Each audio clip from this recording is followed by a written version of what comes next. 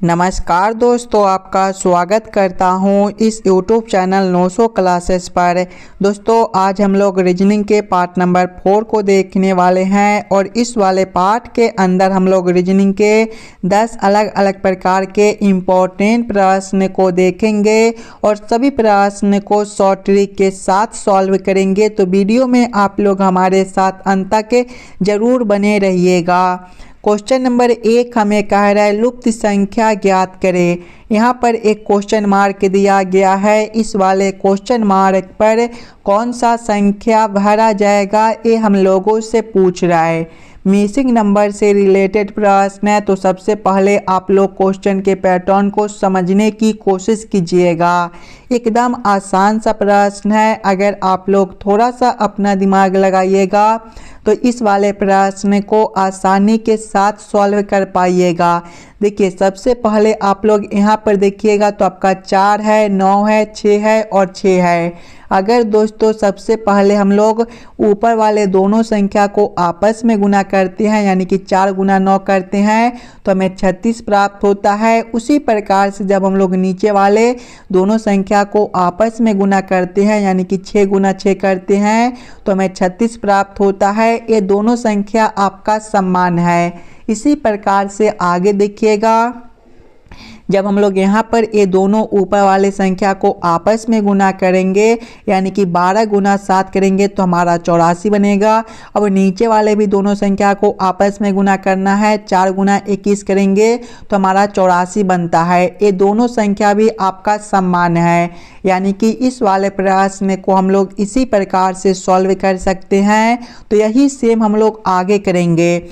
यहाँ पर ऊपर वाले दोनों संख्या आपका 15 और 19 है। ये दोनों संख्या को जब हम लोग आपस में गुना करेंगे तो दोस्तों 15 गुना 19 जो होता है आपका 285 होता है, यानी कि ऊपर वाले दोनों संख्या को आपस में गुना करने पर 285 बनता है। यहाँ पर देखिए ऊपर वाले दोनों संख्या को आपस में गुना करने पर 36 बनता है, तो नीचे वाले भी दोनों संख्या को आपस में गुना करने पर 36 प्राप्त होता है। यहाँ पर भी ऊपर वाले दोनों संख्या को गुना करने पर 84 प्राप्त होता है, तो नीचे वाले भी दोनों संख्या को आपस में गुना करने पर 84 ही प्राप्त होता है। यानी कि इसी प्रकार से दोस्तों आपका जो है यहाँ पर ऊपर वाले दोनों संख्या को गुना करने पर 285 प्राप्त होता है, तो नीचे वाले भी दोनों संख्या को आपस में गुना करने पर 285 आना चाहिए। एक संख्या 3 है और दूसरा संख्या क्वेश्चन मार्क है। दोस्तों हम लोग 3 में कौन सा संख्या से गुना करेंगे ताकि हमारा 285 बन जाए, तो 3 गुना 95 करने पर आपका 285 हो जाएगा। यानी कि इस वाले क्वेश्चन मार्क पर आपका 95 भरा जाएगा। 95 ऑप्शन नंबर बी में दिया गया है, जो कि हमारा सही उत्तर बनेगा। चलिए अगले प्रश्न की ओर हम लोग चलेंगे। ये रहा क्वेश्चन नंबर 2। क्वेश्चन नंबर 2 हमें कह रहा है नीचे दिए गए शब्दों का सही वेन आरेख बताएं। मानव, पशु और पक्षी का किस प्रकार से वेन आरेख वेन डायग्राम बनेगा, ये हम लोगों से पूछ रहे हैं। सबसे पहले आप लोग ये सभी शब्दों को ध्यान से देखिएगा और समझने की कोशिश कीजिएगा। मानव, पशु और पक्षी में कौन शब्द किसके साथ संबंधित है, किसका डायग्राम किसके अंदर बनेगा। अगर आप लोग ध्यान से देखिएगा तो दोस्तों मानव है, पशु है और पक्षी है। देखिए पशु के अंदर जो है आपके पक्षी आते हैं, तो सबसे पहले हम लोग पशु के लिए एक आरेख बना लेंगे और पशु के अंदर हम लोग पक्षी को रखेंगे। और मानव जो है ये दोनों शब्द से अलग है, यानी कि मानव के लिए हम लोग एक अलग आरेख बनाएंगे। इस प्रकार का वेन आरेख Venn diagram option number C में दिया गया है, जो कि हमारा सही उत्तर बनेगा। चलिए अगले प्रश्न की ओर हम लोग चलेंगे। ये रहा क्वेश्चन नंबर 3। क्वेश्चन नंबर 3 हमें कह रहा है नीचे दिए गए प्रश्न में संबंधित संख्या को चुनिए। संबंधित संख्या चुनने के लिए बोला जा रहा है जिस प्रकार से 12 का संबंध 1726 के साथ है, उसी प्रकार से हम लोगों से पूछा जा रहा है 8 का संबंध कौन सा संख्या के साथ होगा जो इस वाले क्वेश्चन मार्क पर भरे जाएंगे। दोस्तों सबसे पहले हम लोग यहाँ पर ये समझने की कोशिश करेंगे 12 से हम लोग 1726 किस प्रकार से ला सकते हैं। अगर आप लोग थोड़ा सा अपना दिमाग लगाइएगा तो 1726 क्या है दोस्तों, 1726 जो है आपका संख्या 12 के क्यू के करीब वाला संख्या है। यानी कि सबसे पहले हम लोग क्या करेंगे, संख्या 12 है तो हम लोग 12 का क्यू करेंगे। 12 का क्यू जो है आपका 1728 होता है और 1728 - 2 करने पर आपका 1726 बनेगा। 1726 आपका यहाँ पर दिया गया है। उसी प्रकार से यहाँ पर संख्या 8 है। देखिए संख्या 12 था तो 12 का क्यू किए थे, संख्या 8 है तो हम लोग 8 का क्यू करेंगे। 8 का क्यू आपका 512 होता है। यहाँ पर देखिए -2 भी किए थे तो इसमें भी -2 करेंगे। 512 - 2 आपका 510 बनेगा। 510 ऑप्शन नंबर बी में दिया गया है जो कि हमारा सही उत्तर बनेगा। इस वाले क्वेश्चन मार्क पर आपका 510 भरा जाएगा। चलिए अगले प्रश्न की ओर हम लोग चलेंगे। ये रहा क्वेश्चन नंबर 4। क्वेश्चन नंबर 4 हमें कह रहा है नीचे दिए गए प्रश्न में संबंधित शब्द को चुनिए। इस बार आपको संबंधित शब्द चुनने के लिए बोला जा रहा है। जिस प्रकार से राज्यपाल का संबंध राज्य के साथ है उसी प्रकार से राष्ट्रपति का संबंध कौन सा शब्द के साथ होगा जो इस वाले क्वेश्चन मार्क पर भरे जाएंगे। एकदम आसान सा प्रश्न है दोस्तों। राज्यपाल जो होते हैं आपके जो है राज्य से संबंधित होते हैं, उसी प्रकार से राष्ट्रपति जो होते हैं आपके देश से संबंधित होते हैं। तो इस वाले क्वेश्चन मार्क पर आपका देश भरा जाएगा। देश ऑप्शन नंबर बी में दिया गया है जो कि हमारा सही उत्तर बनता है। चलिए अगले प्रश्न की ओर हम लोग चलेंगे। ये रहा क्वेश्चन नंबर 5। क्वेश्चन नंबर 5 हमें कह रहा है दिए गए प्रश्न में विषम संख्या को पहचान करें। दोस्तों यहाँ पर जो है आपका 4 संख्या दिया गया है। ये चारों संख्या में सबसे अलग संख्या कौन सा दिया गया है ये हम लोगों से पूछ रहा है। ऑप्शन ए में आपका 8110 है, ऑप्शन बी में 1234 है, ऑप्शन सी में 9100 है और ऑप्शन डी में आपका 1189 है। अगर दोस्तों आप लोग ध्यान से देखिएगा ये सभी संख्या को तो ऑप्शन ए में देखिए आपका 8110 है। दोस्तों 8110 जो होता है आपका 8110 से मिलकर बनता है। अगर हम लोग 8110 के सभी संख्या को आपस में जोड़कर देखेंगे तो 8 + 1 9 हो जाएगा, 9 + 1 10 और 10 + 0 आपका 10 बनेगा। ऑप्शन बी में आपका 1234 है। 1234 आपका 1 2 3 4 से मिलकर बनता है। इसके भी सभी संख्या को आपस में जोड़ेंगे तो 1 + 2 हमारा 3 हो जाएगा, 3 + 3 6 और 6 + 4 करने पर दोस्तों 10। ऑप्शन सी में आपका 9100 है। 9100 आपका 9100 से मिलकर बनता है। इसके भी सभी संख्या को आपस में जोड़ेंगे तो 9 + 1 हमारा 10 हो जाएगा, 10 + 0 10 और 10 + 0 आपका 10 बनेगा। ऑप्शन डी में देखिए 1189 है। 1189 जो है आपका 1189 से मिलकर बनता है। इसके भी सभी संख्या को जब हम लोग आपस में जोड़ेंगे तो 1 + 1 हमारा 2 बनेगा, 2 + 8 10 और 10 + 9 दोस्तों 19। ध्यान से देखिए सभी संख्या को आपस में जोड़ने पर 10 10 10 प्राप्त होता है, जबकि ऑप्शन डी में 1189 के सभी संख्या को आपस में जोड़ने पर 19 प्राप्त होता है। यानी कि ये संख्या सबसे अलग है। तो क्वेश्चन नंबर 5 का आपका ऑप्शन नंबर डी सही उत्तर हो जाएगा। चलिए अगले प्रश्न की ओर हम लोग चलेंगे। ये रहा क्वेश्चन नंबर 6। क्वेश्चन नंबर 6 हमें कह रहा है यदि ए बी का भाई हो, सी ए की मौसी हो, डी सी का पिता हो, बी डी की नातिन हो तो बी का एफ से क्या रिश्ता होगा जो ए का पुत्र है। दोस्तों ये जो प्रश्न है ये आपका ब्लड रिलेशन से रिलेटेड प्रश्न है। तो सबसे पहले आप लोग इस वाले क्वेश्चन को ध्यान से पढ़िएगा और समझने की कोशिश कीजिएगा।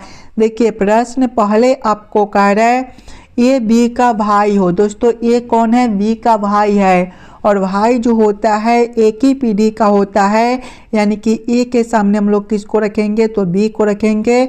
क्या रिश्ता है? भाई का है, तो आप लोग यहाँ पर भाई भी लिख लीजिएगा।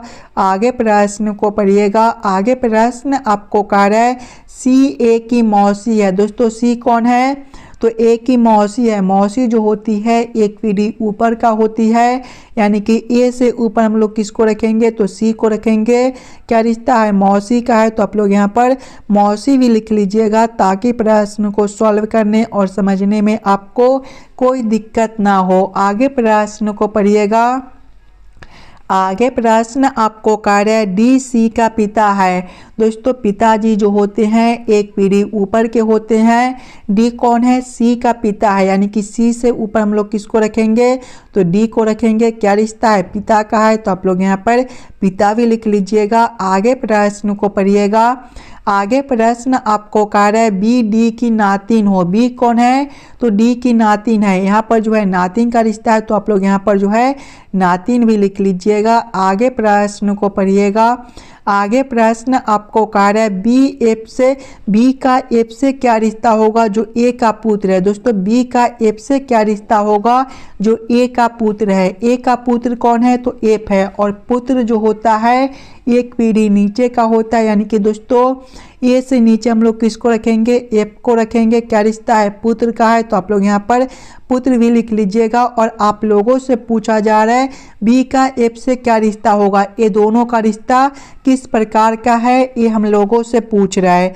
देखिए एफ का पिता ए है, और ए का जो बहन है बी है। बहन किस लिए है? तो डी की नातिन बी है, और नातिन जो होती है स्त्रीलिंग होती है, यानी कि ए का बहन कौन है? दोस्तों बी है। एफ का जो पिता है ए है, ए का बहन बी है, यानी कि आपके पिता का बहन आपका कौन लगेगा?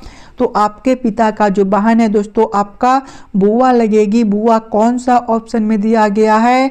तो बुआ ऑप्शन नंबर ए में दिया गया है, जो कि हमारा सही उत्तर बनेगा। चलिए अगले प्रश्न की ओर हम लोग चलेंगे। ये रहा क्वेश्चन नंबर 7। क्वेश्चन नंबर 7 हमें कह रहा है 5 व्यक्ति एक पंक्ति में खड़े हैं। जे एन के पीछे है किंतु पी के आगे है। एल और एम दोनों एन के आगे हैं। बीच में कौन खड़ा है? ये हम लोगों से पूछ रहा है। सबसे पहले हम लोग इस वाले प्रश्न को ध्यान से पढ़ेंगे और समझने की कोशिश करेंगे। देखिए प्रश्न पहले आपको कह रहा है 5 व्यक्ति एक पंक्ति में खड़े हैं। जे एन के पीछे है किंतु पी के आगे है। दोस्तों जे जो है एन के पीछे है, यानी कि एन के नीचे हम लोग किसको रखेंगे? तो जे को रखेंगे।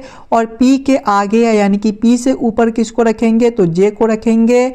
आगे प्रश्न को पढ़िएगा। आगे प्रश्न आपको कह रहा है एल और एम दोनों एन के आगे है, यानी कि एल और एम जो है दोनों एन के आगे। मान लीजिए कि एल आपका यहाँ पर है तो एम आपका यहाँ पर हो जाएगा, या फिर एम आपका यहाँ पर रहेगा तो एल इसके ऊपर हो जाएंगे। प्रश्न आप लोगों से पूछ रहा है बीच में कौन खड़ा है। देखिए बीच में जो है आपका एन खड़ा है।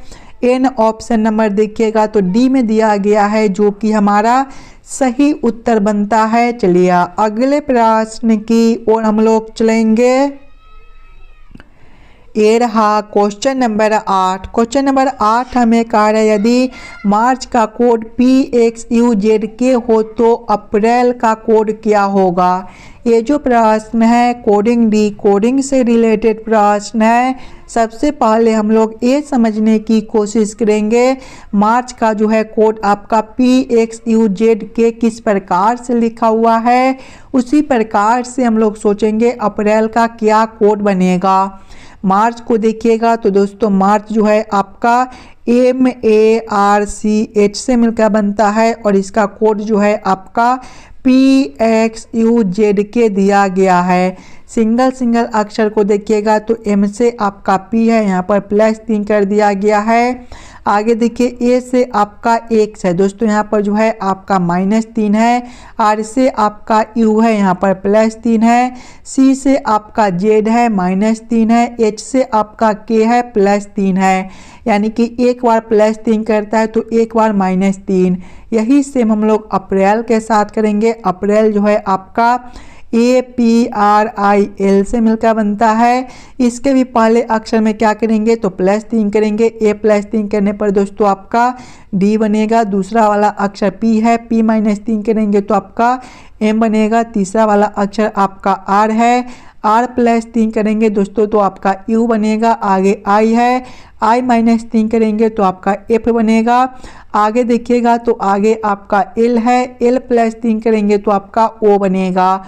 कौन सा ऑप्शन में आपका DMUFO दिया गया है तो DMUFO ऑप्शन नंबर ए में दिया गया है, जो कि हमारा सही उत्तर बनता है। चलिए अगले प्रश्न की ओर हम लोग चलेंगे। ये रहा क्वेश्चन नंबर 9। क्वेश्चन नंबर 9 हमें कह रहा है नीचे दिए गए श्रृंखला को पूरा करें। दोस्तों ये जो प्रश्न है श्रृंखला सीरीज से रिलेटेड प्रश्न है। एक सीरीज दिया गया है और यहाँ पर एक क्वेश्चन मार्क है। इस वाले क्वेश्चन मार्क पर कौन सा संख्या भरा जाएगा ये हम लोगों से पूछ रहा है। अगर आप लोग ध्यान से देखिएगा इस वाले सीरीज को तो 2 है, 2 के आगे 3 है, 3 के आगे 8 है, 8 के आगे 27 है और इसके आगे क्वेश्चन मार्क है। दोस्तों ये जो सीरीज है ये आपका ऊपर की ओर बढ़ रहा है और तेजी से ऊपर की ओर बढ़ रहा है। तो सबसे पहले हम लोग ये समझने की कोशिश करेंगे 2 से आपका 3 किस प्रकार से लिखा हुआ है। अगर आप लोग दोस्तों 2 गुना 1 कीजिएगा तो 2 और 2 + 1 करने पर 3 बनता है। 3 के आगे आपका 8 है। 3 गुना 2 कीजिएगा तो 6 और 6 + 2 करने पर 8। 8 के आगे 27 है। 8 गुना 3 कीजिएगा तो 24। 24 + 3 करने पर आपका 27 और इसके आगे क्वेश्चन मार्क है। ध्यान से देखिएगा। गुना 1 + 1 गुना 2 + 2 गुना 3 + 3 यानी कि अगला जो है आपका गुना 4 + 4 का अंतर बनेगा। 27 गुना 4 आपका 108 होता है। 108 + 4 करने पर आपका 112 बनेगा। 112 ऑप्शन नंबर सी में दिया गया है, जो कि हमारा सही उत्तर हो जाएगा। चलिए अगले प्रश्न की ओर हम लोग चलेंगे। ये रहा क्वेश्चन नंबर 10। क्वेश्चन नंबर 10 से हमें कह रहा है इस आकृति में घनों की संख्या कितनी है। इस वाले आकृति के अंदर टोटल कितना घन दिया गया है ये हम लोगों से पूछ रहा है। अगर आप लोग काउंटिंग करने की कोशिश कीजिएगा तो सबसे पहला घन ए बनेगा, दूसरा ए, तीसरा ए, चौथा ए, पांचवा दोस्तों ए हो जाएगा, छठा ए बनेगा, सातवां ए, आठवां ए, नौवां ए, 10वां आपका ए हो जाएगा, 11वां ए और 12वां ए। इस वाले आकृति के अंदर टोटल 12 घन दिया गया है। 12 ऑप्शन नंबर डी में दिया गया है, जो कि हमारा सही उत्तर हो जाएगा। आशा करता हूं दोस्तों आप लोग सभी प्रश्न को अच्छे तरह से समझ गए होंगे। अगर आप लोग इस वाले YouTube चैनल पर नए हो तो चैनल को सब्सक्राइब और वीडियो को लाइक जरूर करके जाइएगा। हम लोग मिलते हैं आपसे अगले वीडियो में।